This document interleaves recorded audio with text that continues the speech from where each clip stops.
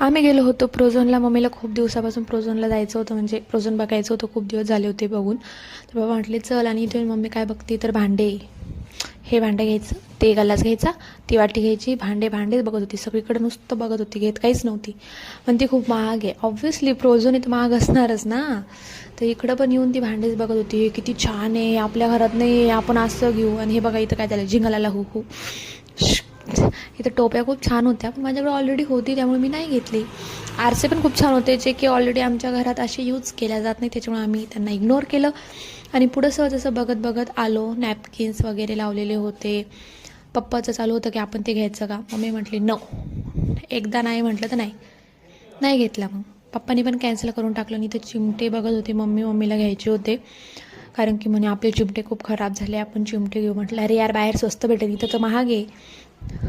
मग असे आमचं टाईमपास चालू होता. प्रोझोनला फिरत होतो, टाईमपास करत होतो.